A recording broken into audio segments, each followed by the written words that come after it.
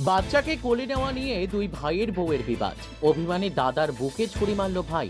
সোমবার রাতে ঘটনাটি ঘটেছে ধূপগুড়ি মহকুমার সাঁকোয়াঝোড়া 2 নম্বর গ্রাম পঞ্চায়েতের দক্ষিণ গোসাইরহাট এলাকায়।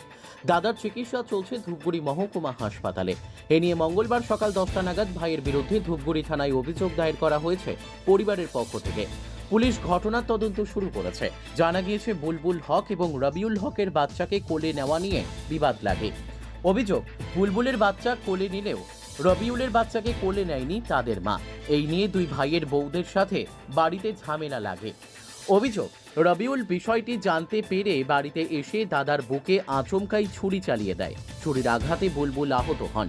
তড়িঘড়ি তাকে উদ্ধার করে ধূপগুড়ি মহকুমা হাসপাতালে নিয়ে আসা হয়। সেখানেই তার চিকিৎসা চলছে।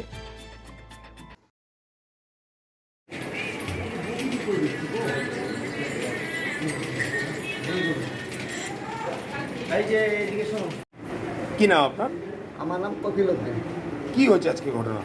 ওই আজকে ঘটনা হয়েছে, বাচ্চা নিয়ে একটু প্রেশার লাগছে তো ওই যে ওর বউ একটু দারু খায় বেশি, তারপরে ওনার বউ মানে রবিউলের বউ আইসা ওই কি বলছে না বলছে, বাস ধুয়ে ওকে ছুরি নিয়ে আইসে ওই যে হানি।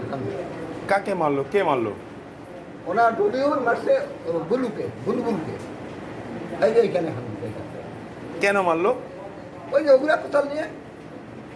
আগের কোনো কেচাল ছিল? না, আগে কোনো কেতাল। আজকে কি নিয়ে কেচাল হয়েছে? ওই বাচ্চা নিয়ে গেছে। বাচ্চা নিয়ে কি কেচাল? ওই বাচ্চা নিয়ে কেতাল হয়েছে। ওই ওর দিদিমা ওকে কোলার নিছে, ও একদম পায়খানা করছে, আর ওরটা পায়খানা করে নেই, তা ওকে একটু দাঁড়া করে দিয়ে বাচ্চাটাকে ধুতে গেছে। এই টুকে আর অন্য কিছু।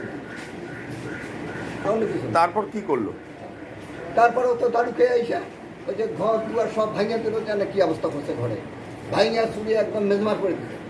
কোন এলাকায় বাড়ি আপনাদের? রায়পাড়া। না, আমাদের হচ্ছে 2 টাউন সাঁকোয়াঝোড়া। কোন এলাকা? 2 লাখ সাঁকোয়াঝোড়া। দক্ষিণ গোসাই। আপনার নাম? আমার নাম কপিল।